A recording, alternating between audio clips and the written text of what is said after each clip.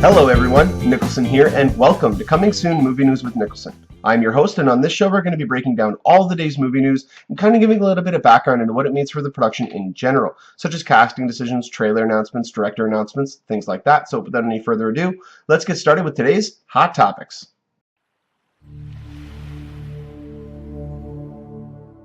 And the first topic we have to talk about today is Michael Mann's next film called Cyber. For those of you who don't know Michael Mann, he's responsible for some of the best films we've seen in the last 25 years, such as Last of the Mohicans, Heat, and Collateral. So this next movie, we've been waiting a while. The last film that he directed was actually the 2009 film Public Enemy, starring Johnny Depp, which, for those of you who saw that movie, it looked like it was made by a high school student. And I'm really ashamed to say that because it's Michael Mann, but looking at the movie, it looks so cheap.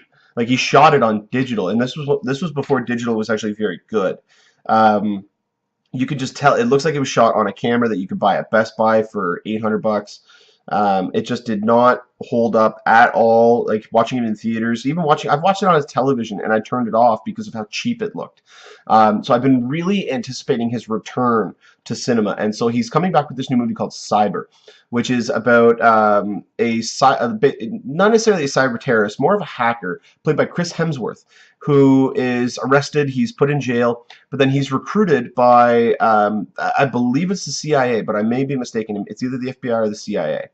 And he's recruited by them to help stop a cyber terrorist who is actually using some of the code that Hemsworth's character created to delve out this massive cyber attack on the world. So this movie's been in planning for a while. We now have the first official image available for it. I'll put it up here on the screen for you.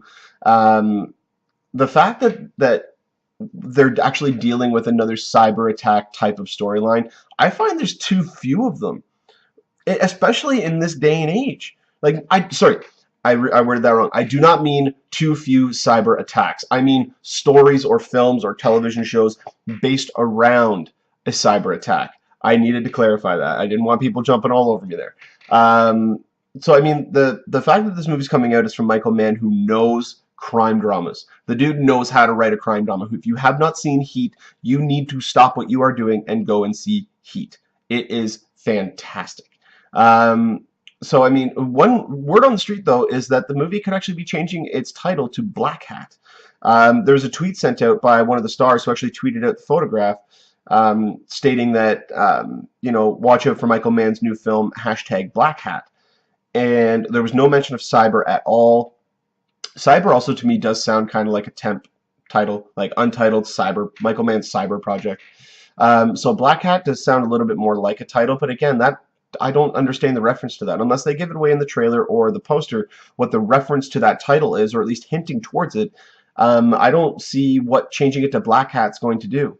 Again, we don't have any context for that. So, but again, in the photo, it's just a standard photograph. We do have Chris Hemsworth not wielding a hammer, but wielding a gun, with his co-star Holt McCallany behind him there. And the movie does also co-star Viola Davis, Archie Cow, and William I am Tom Cruise's cousin, Mapplethorpe. For those of you, if you put up an image of him, you can kind of see the resemblance between him and Tom Cruise. But I actually find that in certain times, I just may be thinking of this off the top of my head, but I think that he kind of resembles the one guy from Game of Thrones. I can't even remember his name now. He played the Viper on Game of Thrones, the Spanish dude. And but yeah, this movie, it's on track for a January 2015 release, which is kind of odd for a Michael Mann film. Maybe they're going to do a limited release in December and then do a wide release in January like they did for Lone Survivor. That makes a little bit more sense unless the studios looked at this film and they say, But yeah, this is the first official image that we're getting from this film. So when we get more information about it, I will definitely update you guys on here. All right, now I'm going to do something a little bit different for the rest of this episode because it's been kind of a slow news week. We haven't got a lot of information. What I'm going to do is I'm actually going to do a rundown of the remaining major summer films that are going to be coming out between now and the end of August. So I'm going to be doing for every week that's coming out, I'm going to do 1 or 2 films. So starting next week, we have, and trust me when I say this, every week coming out, there's a major release. Like, I don't remember 5 years ago the summer being this packed. I remember there being one or maybe two movies a month that were high profile, and then the rest were okay. But this so far, like all of these look very in depth, very character driven. Some of them are more action oriented, but they all just look spectacular. So June 13th, the Friday, June 13th week, we'll have 22 Jump Street and How to Train Your Dragon 2. So 22 Jump Street, from what we've been hearing, is, if not on par, better than the original, than 21 Jump Street. I've been hearing nothing but good things about it. Some people have been saying it, it kind of runs over what the first one did, but even watching the trailer, you know that this is a very self-aware film. They even poke fun at that. They said, no, they just put a whole bunch of money into retreading the same thing over and over again. So I thought that was a nice piece. How to Train Your Dragon 2, I'm very excited for this movie. I loved How to Train Your Dragon. When I first saw that movie, I was living up in Mississauga, and my roommate had a couple of cats, and one of the cats was named Othello, and he reminded me so much of Toothless. So much, like just his look, the way that he acted, because even though he was a cat, he acted like a dog. And I know that Toothless was made to be like a dog, but he looked kind of like a cat, and I really got that vibe from him. And so I'm very excited to see the second one. I loved the first one, and everything I've seen from the second one so far has me in good spirits. And then the week of June 20th, there's a movie coming out which has really taken me by surprise. It's a movie called The Rover. Now, it stars Guy Pearce and Robert Pattinson. Now, a lot of people will, as soon as they hear Robert Pattinson, they'll go, screw that. But no, this dude, first off, he's worked with some of the most acclaimed directors out there in the past few years, especially after doing Twilight. First off, he's worked with David Cronenberg twice. David Cronenberg is one of the most celebrated directors in the history of cinema. For those of you who don't know any of his work, go and check out some of his past work. Like, I believe he did the remake of The Fly with Jeff Goldblum. Like, this is going back to the 80s. He did Videodrome. He just had Robert Pattinson did Cosmopolis, and he has the new film Map to the Stars with David Cronenberg. And everything that I've heard about that, like I think it premiered at Cannes about 2 weeks ago, and it is apparently a very good film, and he's really good in it. So the fact that this is coming from the director of Animal Kingdom, Michaud, Daniel Michaud, Michael Michaud, I can't remember his first name, I'm so sorry, but the director of Animal Kingdom, for those of you who don't know what Animal Kingdom is, it was a wonderful, wonderful Australian crime drama film that had Joel Egerton and Sullivan Stapleton, who was just in the 300 sequel, as part of this, basically, this big crime family. And it was such a gripping film, and this movie looks to be even more so. Like, just the performances alone look to be captivating. And I've got links to a lot of the trailers for these films if you haven't seen them in the description of the video. But the next week we have Transformers: Age of Extinction, and we also have Snowpiercer. I'm thankful so much that we're finally getting Snowpiercer released. Snowpiercer is a movie that's been in North American release hell for about the past year and a half. It's a film starring, it's got Chris Evans as who plays Captain America. It has Tilda Swinton. It has John Hurt. Ed Harris is in the movie. And it's basically about the world has basically come to an end, and the entire rest of civilization survive on this train, which it's run on a perpetual motion engine, basically a never-ending power source engine, and it goes around the world.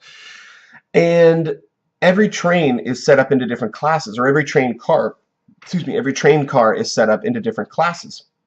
So Tilda Swinton runs the elitists, who are at the head of the train, and then Chris Evans and John Hurt are a part of the lower class, which are at the back of the train, and they basically feel that because they get the scraps, I don't believe they get very good heating, they don't get any sort of luxuries whatsoever, whereas all the people in the first class do, and they treat them as such.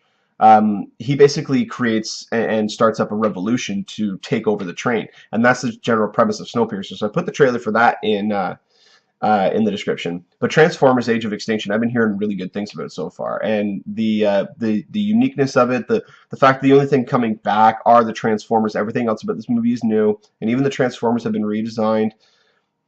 I've got some good hopes for it. Again, I could just be setting my expectations too high and have them completely laid to waste when I go and see the film, but I'm going to go in with an open mind. We still got a couple of weeks before it comes out.